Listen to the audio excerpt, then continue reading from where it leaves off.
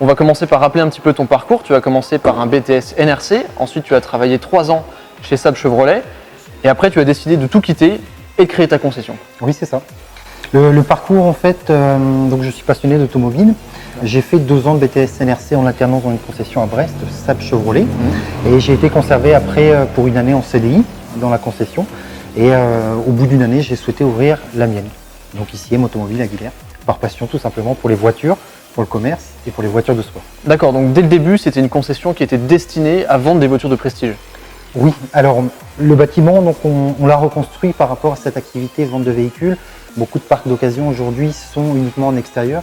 Ici étant multimarque occasion, on a essayé de faire quelque chose de sympa qui ressemble à une concession de véhicules neufs pour vendre du multimarque. Multimarque, donc des voitures de sport, comme on peut le voir à l'intérieur. Comme il y en a beaucoup. Porsche, Ferrari, Lamborghini, BM, Audi et des voitures aussi premium, plus grand public, des berlines allemandes, des japonaises aussi éventuellement, un petit peu de tout.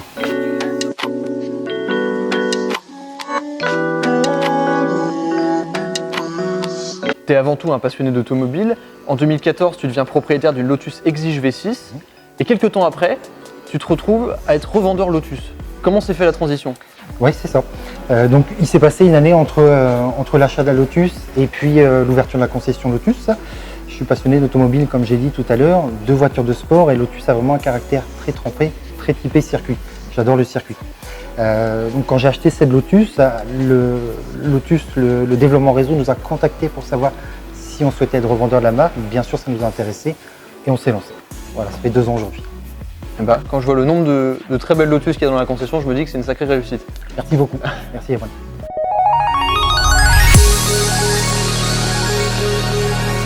En 2015, tu crées une nouvelle concession. Quelle est la différence par rapport à la première M-Automobile?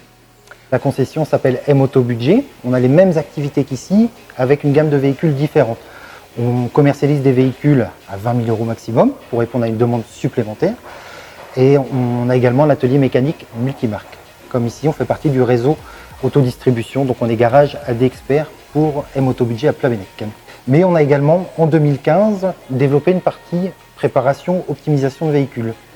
La préparation, qu'est-ce que c'est? C'est modifier les cartographies sur les véhicules pour apporter plus de puissance sur les véhicules, pour réduire les consommations, pour avoir plus de couple et surtout un agrément de conduite plus sympathique. D'accord. Cette partie préparation également comprend l'optimisation des châssis, le rajout de lignes d'échappement, de turbos, différents éléments périphériques au moteur, destinés à une utilisation sur circuit bien entendu. Et nous sommes adhérents au réseau Motortech. Motortech, c'est un réseau national de centres de reprogrammation de véhicules, leader sur le marché français. D'accord. Je pense que la reprogrammation, ça en intéresse pas mal d'entre vous en plus.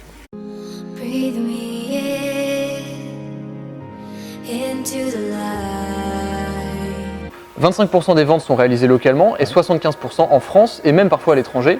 Alors comment ça se passe? Par exemple, mettons j'habite à Antibes, je veux une voiture ici, comment je fais? C'est simple, sur notre site, il y a entre 30 et 50 photos de chaque véhicule. Il y a un module pour faire son devis de livraison à domicile. Nous avons un chauffeur et un camion destinés à cette activité, livraison à domicile ou sur le lieu choisi par le client, ainsi qu'un module de réservation en ligne de véhicule. La personne peut réserver son véhicule sur notre site, moyennant un acompte qui est de 600 €, qui vient en déduction du prix de vente. Suite à cela, on planifie la livraison à domicile. Un gage de confiance pour nos clients, c'est que les véhicules sont systématiquement révisés dans nos ateliers suivant le plan constructeur avant la livraison et que tout nouvellement, on les garantit 24 mois sur toute la France. Effectivement, j'imagine que pour livrer une voiture à un client qui n'a jamais vu sa voiture, il doit quand même falloir une réputation à toute épreuve. Oui, effectivement, on y travaille. C'est un travail quotidien, c'est la plus dure partie de notre métier puisque on n'a pas droit à l'erreur. Il faut toujours être parfait, transparent et correct vis-à-vis des clients.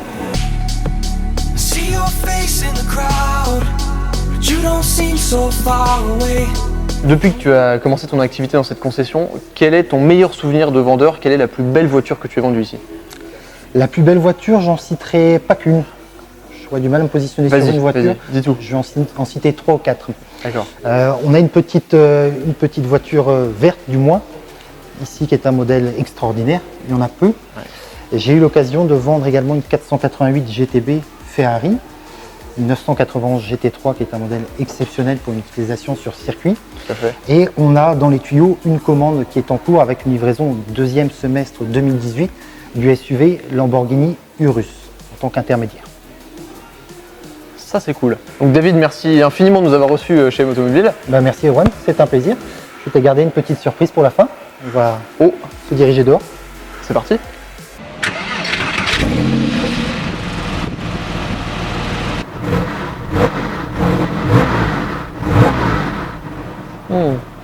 Je sens que ça va monter dans les tours, ça va être sympa. En plus c'est une manuelle là. Allez, c'est parti.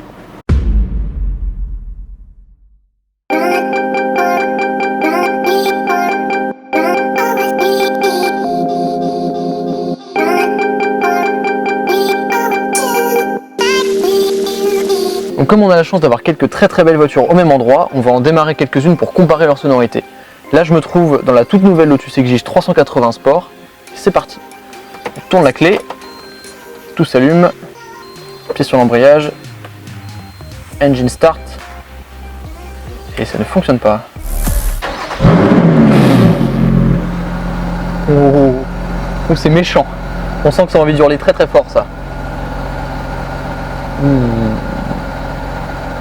Ça fait voiture de course là-dedans. Le mini volant, on dirait un jouet. Un tout petit volant comme ça avec la boîte. Je vais pas vous le cacher, j'ai galéré très très fort pour rentrer dedans. Donc maintenant j'ai plus envie de sortir. On va aller faire la Huracan maintenant. Ça devrait faire plus de bruit. Et ça c'est les clés. Ça veut dire qu'on peut la démarrer.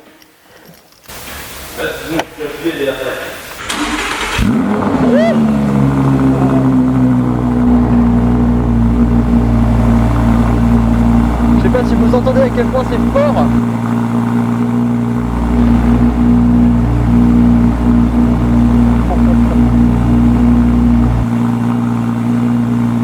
C'est un avion de chasse cette voiture, c'est un avion de chasse.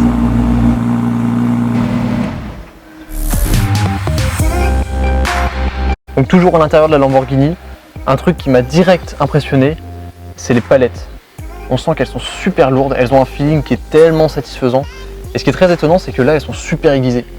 Et moi, je me dis, comme Lamborghini, c'est une voiture qui esthétiquement est super aiguisée, ça va avec les palettes, on a l'impression qu'on va se couper à chaque fois qu'on la tire, ça donne envie de taper dedans, quoi.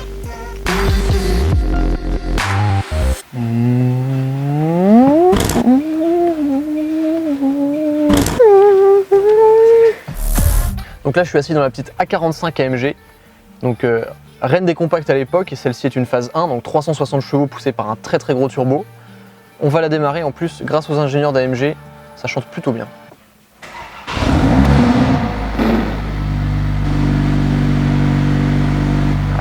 C'est très rauque, un joli petit bruit, et juste pour un 2 litres avec des turbos, ça chante super bien. Là on peut pas la conduire, mais on a quand on passe les rapports, les petites explosions à l'échappement, enfin petites, les grosses explosions à l'échappement, ça rend l'expérience de conduite vraiment sympa.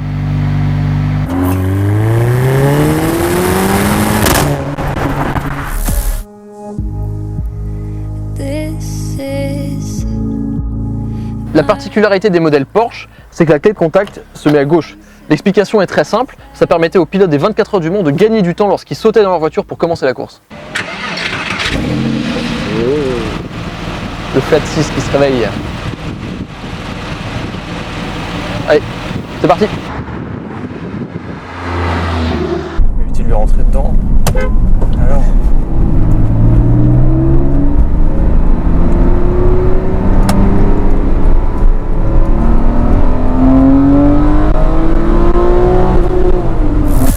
Bienvenue dans la Porsche 911-997 Carrera 4S.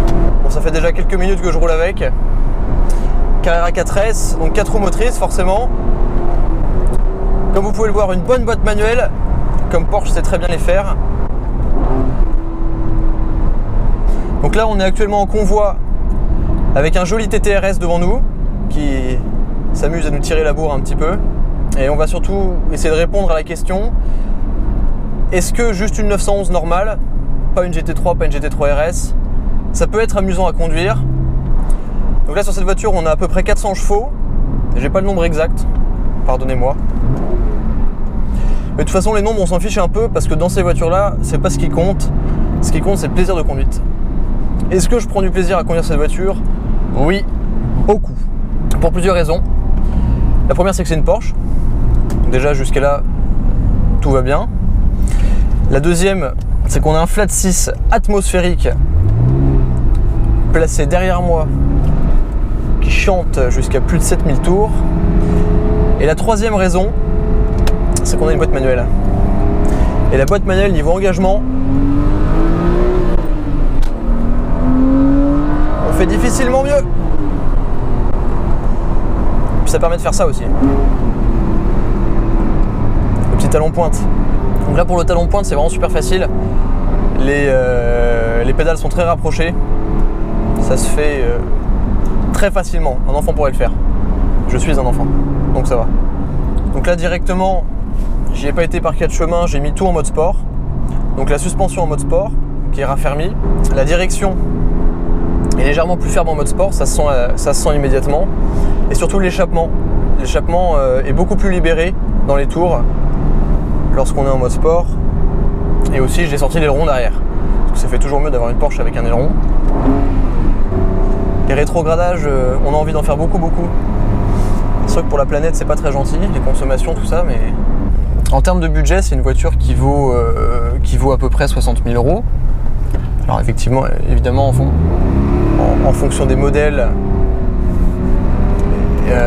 des options, de l'année, ça peut changer. Et je peux vous dire que pour ce prix là, vous avez une sacrée voiture. Ce qui est aussi étonnant, c'est la capacité de la voiture à vous emmener chercher le pain le dimanche matin et à vous emmener faire du circuit le dimanche après-midi.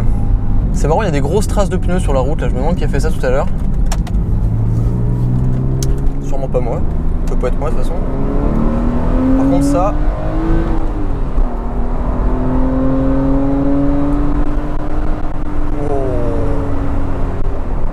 c'est amusant parce qu'on retrouve vachement l'intonation un petit peu de la GT3. Alors du 991 GT3, il faut même de toutes les autres GT3 parce que c'est toutes à peu près les mêmes moteurs. Mais on se dit qu'avec un échappement, pour libérer un peu plus le champ, ça doit être absolument jouissif. Quand on est bas dans les tours, elle n'est pas très bruyante. Donc on sent ça gonfle. Ça gonfle, là on est à 4000, 5000, hop. Et à partir du moment où on passe 5000, l'échappement d'un coup se libère et ça chante beaucoup plus. Hop. Il y a une grosse différence de tonalité. Donc en plus cette voiture elle a un très joli covering rouge. Et forcément avec les Porsche on a les côtés des ailes qui sont très bombés et on voit la forme du capot de la 911 avec les phares ronds très caractéristiques au bout du capot qui se profilent. Ah, il y a un monsieur qui a vu la Porsche, il a mis un pouce en l'air.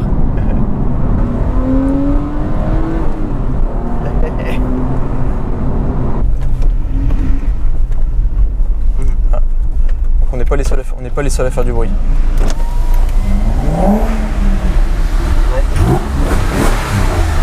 Heureusement qu'on a les 4 motrices, hein, parce qu'on sent que ça tire de l'avant. Ah voilà, là on est sur des petites routes un petit peu là. Ah voilà, c'est là que le potentiel de la voiture se développe.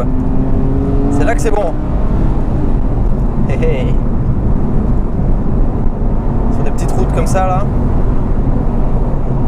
Et du coup, la vraie question c'est: est-ce que c'est intéressant d'avoir une boîte manuelle sur ce genre de voiture? La réponse c'est un grand oui. C'est beaucoup plus engageant, c'est plus rigolo.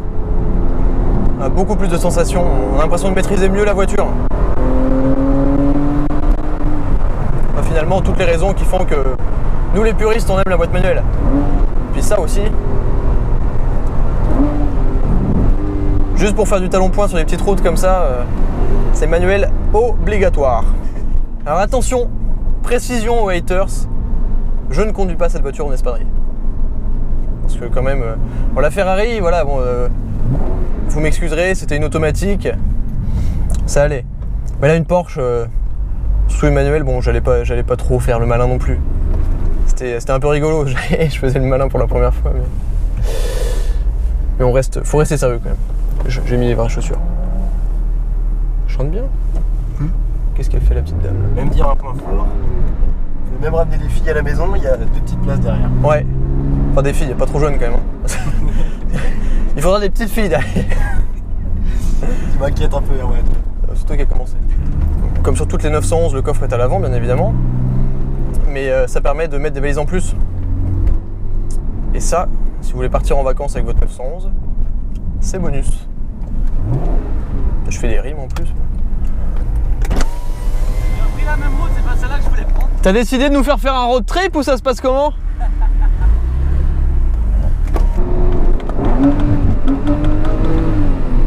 Le regard du petit. Tu l'as perdu. Ouais. En définitive, la 911, c'est une vraie sportive complète. Vous pouvez tout faire avec. C'est une voiture qui est utilisable au quotidien. Vous pouvez la ramener sur piste et allumer tout le monde. Bon, il est maintenant arrivé l'heure de rendre cette voiture. Je crois qu'Étienne et moi, on n'a pas du tout envie. On se lasse pas de quelques downshifts, de rétrogradage. Quelle caisse! Une 911, ça restera toujours une vraie sportive. C'est indémodable. Et pourtant, cette voiture, elle a plusieurs années. Paf! Fin du game.